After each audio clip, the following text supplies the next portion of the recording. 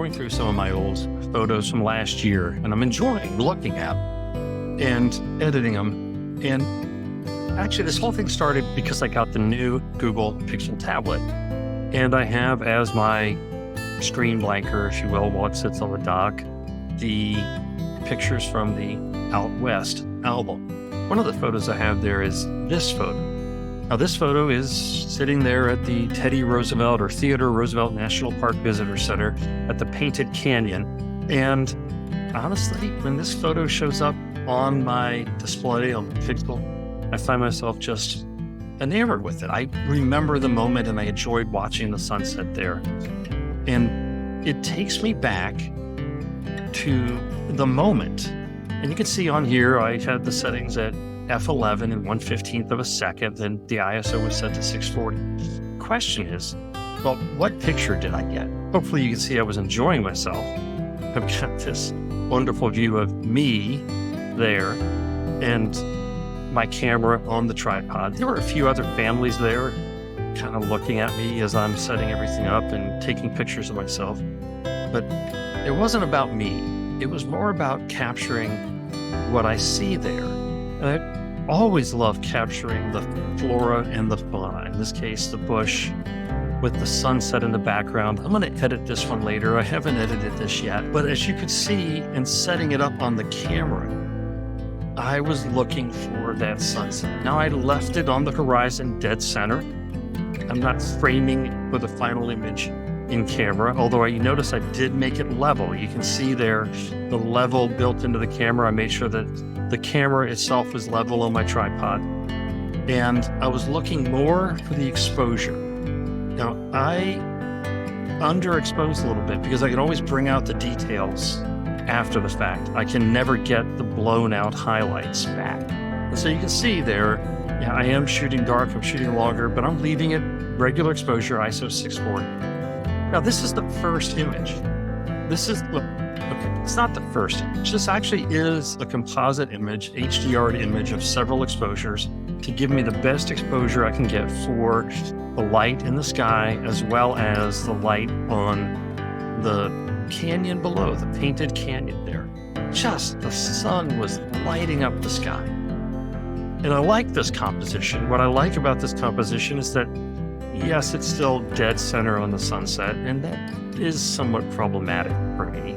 But I like the fact I've got a little bit of weight on the right-hand side with the bush closest to me, but that kind of leads you into the image, across the canyon, towards the sunset. But there's some other ways I could look at this. And so I took this image and I edited it a little bit further, and then I did 2 panorama crops. This panorama crop lifts to the sky. So less of the foreground, lifting up to the sky, and now I'm looking a little bit closer to the rule of thirds, slightly higher than the bottom third for the image, and yet the bush is still on the far right. It's still on the right-hand side third, and then I've got this clump of grass on the left-hand side third. The sun is really almost on the line on the left third to the center third on this image. The next image, it's the same image. I just did a panorama crop down. Now between these two, you probably have an opinion. I'm curious what your opinion is. And this one, I like this image because it focuses more on the foreground. The sunset is the backdrop to the foreground image. You can see the grass, you can see taller grass and the path leading down into the canyon. So that path leads you down into the canyon below. You've got the flora here, you've got the grass, the sagebrush, the other bushes there, leading you down into the canyon and highlighting the distance for the sunset. I'm often asked, is this how it was when it was shot? No, this is how it was when I saw it. This is what the camera saw buried. Rarely does the camera and your eye match, because your eye is able to pick up much larger definition, a much larger dynamic range. Yes, I have edited this photo for effect. I'd like to know what you think of this effect. I wanted to highlight the Painted Canyon. I wanted to highlight the oranges on some of the tops of some of these canyon cliffs, if you will. But I also wanted to make sure that we showed the lush green lands that are filling this canyon across North Dakota and across the Theodore Roosevelt National Park. Now, an interesting thing about this national park and this visitor center, whether I should have or not, I don't know. I spent the night in the parking lot there in the Kimbo, quiet, very restful. And then I woke up in the morning and I got out, and what was waiting for me? This. This buffalo was at the other end of the parking lot. Now, if you've seen those Yellowstone videos, you know better than to approach a buffalo. Certainly the people in Yellowstone make for some interesting videos when you see this.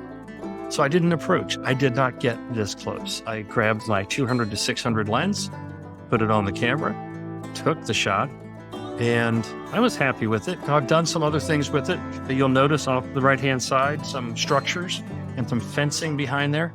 I've actually gotten rid of the curb in the foreground where the buffalo is standing, and that was kind of cool. That created this shot.